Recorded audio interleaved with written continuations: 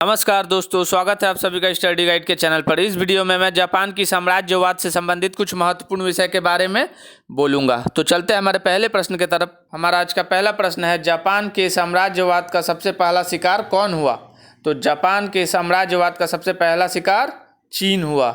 Japan के साम्राज्यवाद का सबसे पहला शिकार चीन हुआ। हमारा अगला प्रश्न है, जापान के द्वार अमेरिका के व्यापार के लिए बल प्रयोग करके किसने खोल दिया था?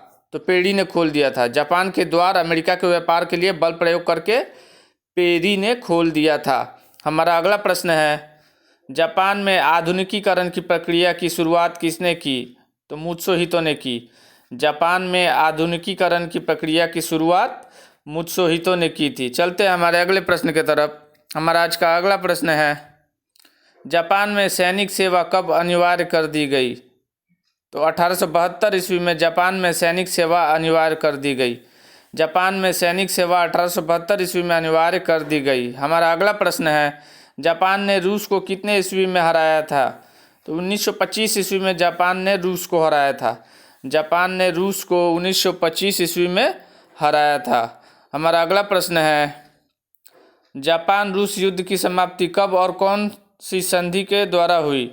तो जापान रूस युद्ध की समाप्ति 5 सितंबर 1905 ईस्वी को पोर्ट्समाउथ की संधि के तहत हुई। जापान रूस युद्ध की समाप्ति 5 सितंबर 1905 ईस्वी को पोर्ट्समाउथ की संधि के तहत हुई। हमारा अगला प्रश्न है, जापान ने 1931 ईस्वी में अपनी साम्राज्यवादी आकांक्षाओं की पूर्ति के लिए किस देश पर आक्रमण किया? तो मंचूरिया पर आक्रमण किया था। जापान ने 1931 ईस्वी में अपनी साम्राज्यवादी आकांक्षाओं की पूर्ति के लिए मंचूरिया पर आक्रमण किया था। हमारा अगला प्रश्न है, जापान राष्ट्र संघ की सदस्यता कब त्याग दी? जापान ने राष्ट्र संघ की सदस्यता कब त्यागी? तो 20 मार्च 1933 ईस्वी को जापान ने राष्ट्र संघ की सदस्यता को त्याग दी। हमारा अगला प्रश्न है, पीत आतंक से किस देश को संबोधित किया जाता था? तो पीत आतंक से जापान को संबोधित किया जाता था। पीत आतंक के नाम से जापान को संबोधित किया जाता था। हमारा अगला प्रश्न है, द्वितीय विश्व युद्ध में जापान ने किसका साथ दिया था? तो द्वितीय विश्व युद्ध में जापान ने धुरी राष्ट्रों का साथ दिया था।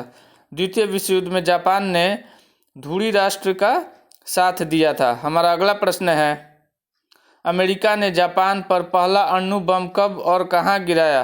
तो 6 अगस्त 1945 ईस्वी को हिरोशिमा पर गिराया था। अमेरिका ने जापान पर पहला अणु बम 6 अगस्त 1945 ईस्वी को हिरोशिमा पर गिराया था। हमारा आज का अंतिम प्रश्न है, जापान ने द्वितीय विश्व युद्ध में आत्मसमर्पण क्यों किया? तो हिरोशिमा और नागासाकी पर अणु बम गिराए जाने के कारण जापान ने द्वितीय विश्व युद्ध में आत्मसमर्पण कर दिया। हिरोशिमा और नागासाकी पर अणु बम गिराए जाने के कारण जापान ने द्वितीय विश्व युद्ध में आत्मसमर्पण कर दिया। तो दोस्तों, इसी के साथ हमारा आज का यह वीडियो समाप्त होता है। अगर आपको हमारा यह वीडियो पसंद आए तो लाइक और सब्सक्राइब जरूर कीजिए। जय हिंद, जय भारत।